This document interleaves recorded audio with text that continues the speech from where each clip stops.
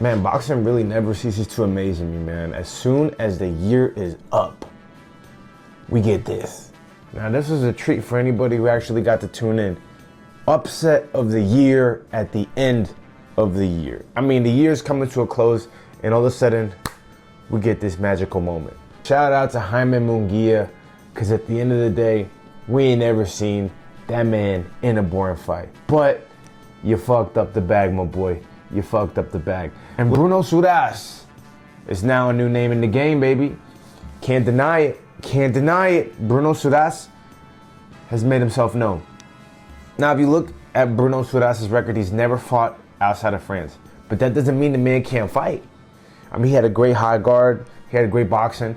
You know, I fought a couple of Frenchmen in my day, and I've seen a couple of Frenchmen fight. You know, a couple of guys that come to mind is Alexis Vastine, Jerome Thomas, like some guys that are from France that are really, really fucking good.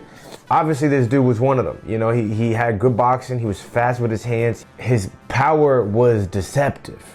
You know, this fight reminded me a lot of that Asian guy that fought James Kirkland.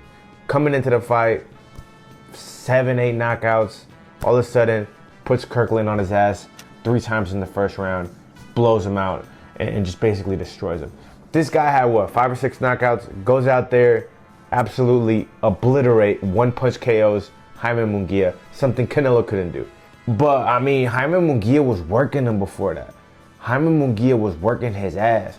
You know, dropped him with a left hook in the second round, beating on him from round 1 through 5. But you saw the whole time that Surace just was in the fight.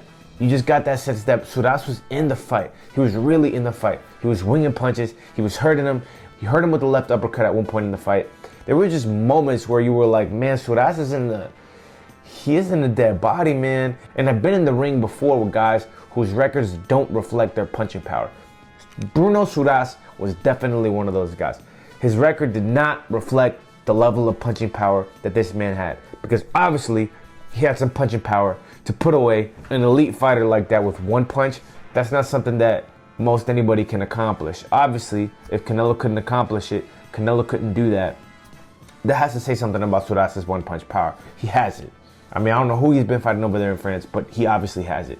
One thing that I did notice about Bruno Surace was that his last opponent was an undefeated opponent. And that opponent whom he had beaten, I think his name was John something, had just beaten 3 opponents that were also undefeated back to back to back. So that fight right there tells me that although that might not have been a big name, that was a big risk, and he was fighting live dogs. You know, he wasn't fighting bums. You know, at the end of the day, he didn't get this shot for nothing. He earned his shot. You know, if you're beating an undefeated guy that's beating undefeated guys back to back to back, you're doing something right. And I fully understand that he hadn't fought outside of France. France has some quality boxing. It really does. Like I mentioned before, Jerome Thomas, Alexis Vastine were great amateurs, but you also had Mamadou Thiam, you also had Jean-Marc Marmec, you also had some world champions and some top-level contenders that didn't also come out of France. And some Frenchmen can fight. Frenchmen can fight. And obviously, Bruno Surace can fight. This was an awesome display of boxing. Honestly, this was a great fight. I don't know what you guys thought about it, but yeah, upset of the year? What y'all think?